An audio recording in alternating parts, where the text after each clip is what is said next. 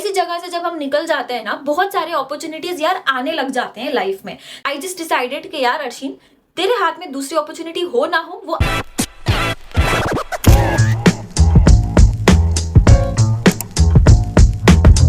आज की वीडियो में I am gonna tell you like what made me resign from my work place and कितना जरूरी होता है कि एक ऐसे टॉक्सिक एनवायरनमेंट में काम करने से अच्छा खुद की इज्जत चूज करना और वहां से निकल जाना।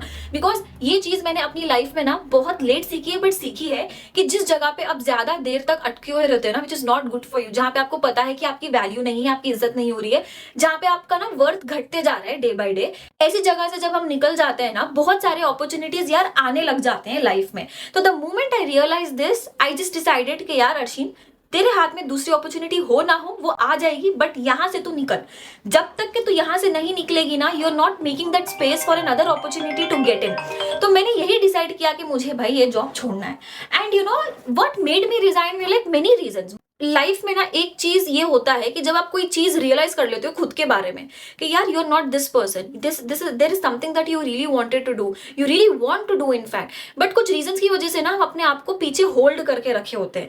मे बी हम ये सोचते हैं कि हमारे पास अच्छा फोन नहीं है, अच्छा कैमरा नहीं है, maybe I don't have mic and blah blah blah, there are many reasons like that. लोग क्या कहेंगे, द बिगेस्ट पैरामीटर गाइस, लोग क्या कहेंगे, यू नो अगर मैं अच्छी से जॉब छोड़ के if I start doing something else, job छोड़ दूं तो बहुत सारे क्वेश्चंस आते हैं। And I am genuinely telling you guys, ये सारी चीजें मेरे दिमाग में भी चल रही थी। I am a NEET educator, तो जिस पैकेज पे मैं काम कर रही थी ना, I was earning like pretty good amount, और अगर मैं वो जॉब छोड़ती वैसा ही वही उतने अमाउंट का पैकेज मुझे मिल पाना, आई डोंट नो क्या ये पॉसिबल है, होगा नहीं होगा मुझे नहीं पता। अगर मैं कोई नई चीज स्टार्ट भी करना चाहूंगी तो that would B right from the scratch, but मैंने ये चूज किया बिकॉज लाइफ में ना मैंने बहुत सारे पॉडकास्ट देख लिए यार, मैंने बहुत सारी बुक्स भी पढ़ ली है with respect to like mindset growth.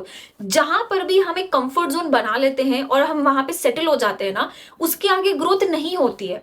And जब जब हम कंफर्ट जोन से बाहर निकलने की कोशिश करते हैं ना कोई दूसरी चीज अचीव करने के लिए, हमारा मन हमें रोक देता है, डर हमें रोकता है कि फिर से क्या मैं उतना कमा पाऊंगा या कमा पाऊंगी, क्या मैं फिर जीरो से स्टार्ट करूंगी तो can I reach to the place where I am like I was already earning good, तो क्या मैं उस लेवल को मैच कर पाऊंगी। तो बहुत सारी चीजें, बहुत सारे डर होते हैं, डेफिनेटली मेरे अंदर भी था। But one thing I have realised is यार रिस्क तो लेना पड़ेगा लाइफ में, और जहां पे इज्जत नहीं है ना वहां से भाई तो कट ले, मैं नहीं रह सकती। हेल्प करना चाह रही हूँ बहुत ज्यादा, मेरे पास जितनी नॉलेज है मैं आप सब में बांटना चाह रही हूँ, बट जहां पे इज्जत ना हो ना वहां से बस मुंह बंद करो, कान बंद करो और आंख बंद करो, वहां से टाटा बाय बाय करके निकल जाओ।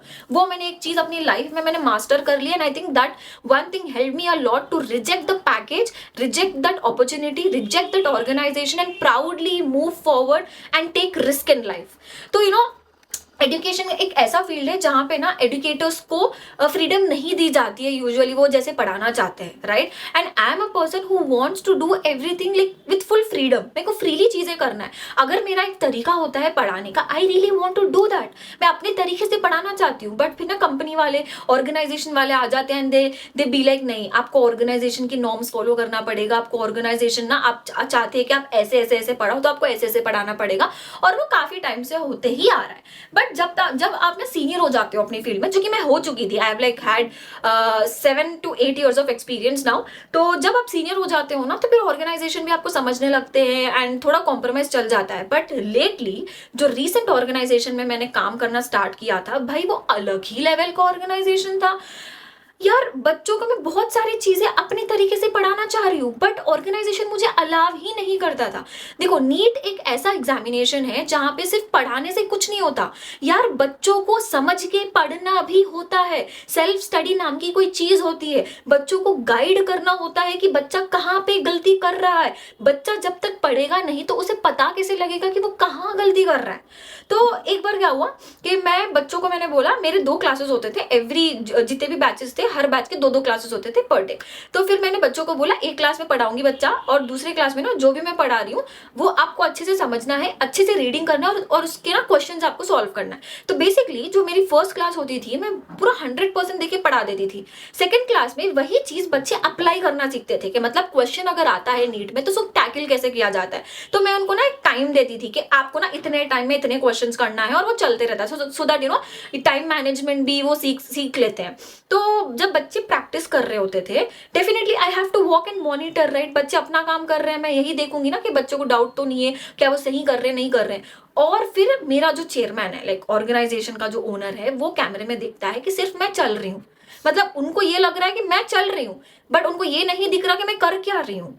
और फिर वो मुझे बुलाते हैं, प्रिंसिपल के थ्रू मुझे बुलाया जाता है, और फिर मुझे बोला जाता है कि मैम आप तो सिर्फ क्लास में चल रहे हो। एंड आई वाज लाइक, मैंने उसी टाइम पे मैंने बोल दिया था कि आपको लग रहा होगा कि मैं क्लास में चल रही हूँ, जरूरी नहीं है कि जो आप देख रहे हो वही हो। क्या आपने बच्चों को पूछा कि कल उन्होंने क्लास में क्या किया? तो उन्होंने बोला कि हमने नहीं पूछा, हमें जो दिखा हमने वो बोला। तो फिर आपको पहले बच्चों को पूछना चाहिए ना। अगर बच्चे बोलते कि मैम ने बस हमको ऐसे ही छोड़ दिया था, जो करना है कर लो, तब मैं अग्री करती और मैं सॉरी बोल देती आपको। बट जब मैं मेहनत कर रही हूँ, जब मैं बच्चों को एक टारगेट दे रही हूँ और वो टारगेट पे काम कर रहे हैं, तो उस टाइम पे मैं क्या करूँ? तो फिर ये बोला जाता है कि बच्चों को ना स्टडी आवर्स ऑलरेडी होते हैं एंड वो टाइम पे वो करेंगे, आपका जो क्लास का टाइम है आपको सिर्फ पढ़ाना पड़ेगा। सो बेसिकली कैमरे में आपको दिखाना पड़ेगा कि यू आर डूइंग समथिंग, कर रहे हो। और जो स्टडी आवर होता है ना, by the way, study hour में सारे बच्चे नहीं होते, आई मीन सिर्फ हॉस्टलर्स होते हैं, और जो डे स्कॉलर्स होते हैं ना वो घर चले जाते हैं। तो सारे बच्चे होते भी नहीं है स्टडी आवर में, गिने चुने बच्चे होते हैं जिनको हम प्रैक्टिस करवाते हैं। तो फिर आई वाज लाइक, अरे यार ये क्या है कि मतलब सिर्फ मैं पढ़ाते रहूं और बच्चे पढ़ेंगे नहीं, और अगर बच्चे नहीं पढ़ेंगे तो फिर मार्क्स कैसे आएंगे? It is not possible. ठीक है, ये एक था विच ट्रिगर्ड मी लाइक एनीथिंग। फिर एक टाइम आता है जहां पे मुझे ये पता लगता है कि यार उनको ओएमआर शीट ही नहीं दिया जा रहा है फॉर बबलिंग। और मीटिंग जब होती है, बेसिकली जिसको पता नहीं ओएमआर शीट क्या है, नीट एस्पायरेंट्स का जो आंसर्स होते हैं ना, वो पेपर में मार्क नहीं करते, ओएमआर में उनको सर्कल कलर करना होता है, बबल कलर करना होता है। तो अगर वो कलरिंग सीधे से नहीं करते हैं ना, तो अगर उनको सही आंसर पता भी होगा, अगर उन्होंने सही आंसर बबल भी किया होगा, अगर बबलिंग सही से नहीं की, फिर भी they lose marks. So bubbling is one thing that they need to practise, and that colouring thing requires time, that will take time. तो बच्चों को शुरू से ही ना वो चीज की प्रैक्टिस होनी चाहिए, ताकि वो टाइम मैनेजमेंट सीखते हैं। मैनेजमेंट बोलता है कि वो तो एंड में हम प्रैक्टिस करा सकते हैं ना, वो तो अभी तो मतलब हम ऐसे ही टिक करवा देंगे पेपर में, मतलब this is not gonna work, result नहीं आएगा। एंड कुछ बच्चे ऐसे थे ऑर्गेनाइजेशन में, they are like very good, NEET crack करने की उनके अंदर फुल पोटेंशियल है, बट वो बच्चों को टारगेट ही नहीं किया जा रहा। जब तक कि बच्चे पे प्रेशर ना डालो, जब तक कि उनको ये रियलाइज ना करवाओ कि they have to work hard, बच्चा मेहनत नहीं करता है। और ये नीट का एग्जाम है जहां पे बच्चे को ये रियलाइज करवाते रहना पड़ेगा, फैकल्टीज को, पेरेंट्स को, कि वो कहीं ना कहीं छूट रहा है पीछे, तब जाके ना वो अपने आप को पुश करेगा, अपने कंफर्ट जोन से बाहर निकलेगा। यार वहां पे टॉपर अच्छे मार्क्स ला रहा है, वो बिंदास बैठा है, मतलब 600 भी लाएगा, एवरीबडी इज हैप्पी, 500 भी लाएगा out of 720, everybody is happy.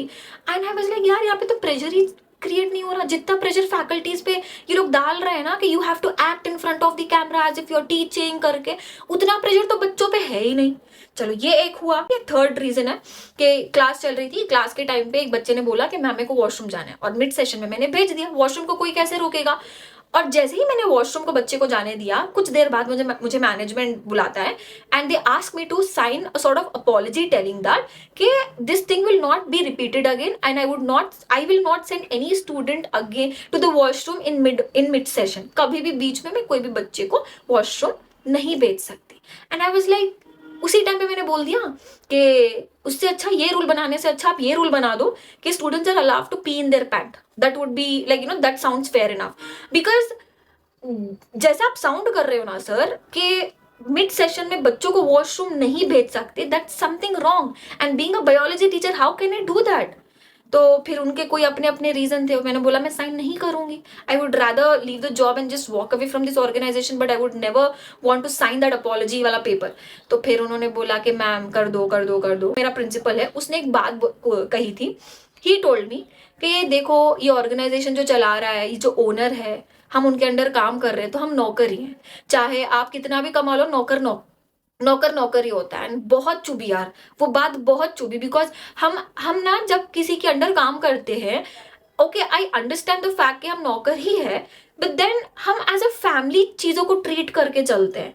And जब ये चीज बोला गया, बहुत बुरी लगी, and that was a time, you know, बहुत सारे questions were coming in my head, am I doing a right thing in my life, am I at a right work place, is this something I really wanted to do? सारे questions आ रहे थे मेरे दिमाग में।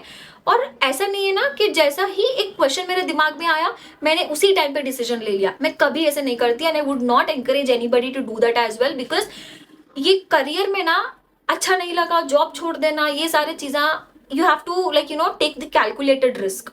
ऐसा नहीं है ना कि ऐसा मन किया और आप छोड़ दिया, अब चले गए, ऐसा नहीं होता। लाइक यू नो उस टाइम से लेके 3 महीने तक I give myself that enough time to process things, to understand like what exactly I want. Was that just a phase that I've experienced that I'm not enjoying the job? Is it something that I am actually not enjoying it? तो मुझे ये समझना था कि 3 महीने time मैंने लिया। Cut to 3 months के बाद में, 3 मंथ्स के बाद में I decided that I put a resignation. और 3 महीने के बाद तो वैसे मेरा वर्कलोड भी कम हो गया था, आराम से मैं बैठ के पैसे आराम से ले सकती थी। बट देन यही होता है ना कि जहाँ पे इज्जत ना हो, जहाँ पे आपको लग रहा है कि आप अपना 100% नहीं दे पा रहे हो, जहाँ पे आपको ये लग रहा है कि आपका कोई वर्थ नहीं है, उस जगह पे नहीं रहना चाहिए। एंड आई डिसाइडेड कि यार मैं छोड़ दूंगी। Now that like you no I have opportunities to join as educator in different organizations, but still I choose not to join because अब ना यही चीज़ है कि कोई भी ऑर्गेनाइजेशन में जाऊँ ये प्रेशर तो रहेगा, बिकॉज 8 साल की जर्नी में मैंने ये चीज़ रियलाइज कर ली है कि आप किसी के अंडर काम करते हो ना, प्रेशर तो रहेगा ही रहेगा। और मैं इस टाइम पे ना मैं उतना प्रेशर नहीं लेना चाहती। At least I want to try doing things that I always wanted to do, something on my own. बात करना मुझे पसंद है, चीज़ें सिंप्लीफाई करना मुझे पसंद है, वो तो मैं रिकॉर्ड करके खुद से भी कर सकती हूँ। And that is what I have decided कि यार 30 दिन खुद को दे, 30 days be regular in making your content, just talk, record and share your experience, whatever knowledge you have, just recorded and uploaded. क्या पता किसको तेरी वीडियोस से हेल्प मिल जाए। And I am doing that, I am really doing that. So now I am enjoying हर चीज में। मतलब जहाँ पे रोक टोक है, जहाँ पे you are not you, in fact you are feeling trapped, you are feeling choke, that's not the place where you have to be. Be it your family, friend circle, relationship, workplace, कहीं से भी वहां से निकलने में ही भलाई है। And I have mastered that. तो अब जहां पर भी मन नहीं करता, इज्जत नहीं है, you know I am not enjoying that, toxic जैसा मुझे अगर फील होता है, I'll just walk off. I mean, there were so many things, Bob. There were so many things. And then the day when I resigned, मैं बता रही हूँ, मैं इतनी ज़्यादा खुश थी। चाहे अपॉर्चुनिटी हो, चाहे अपॉर्चुनिटी ना हो, वो तो आ जाएगी, मुझे पता है।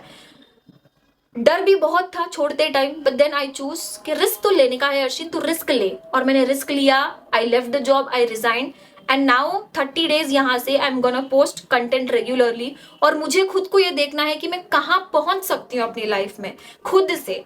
So that is what I am doing. And अगर वीडियो अच्छी लगी तो सब्सक्राइब कर देना। एंड या बाय।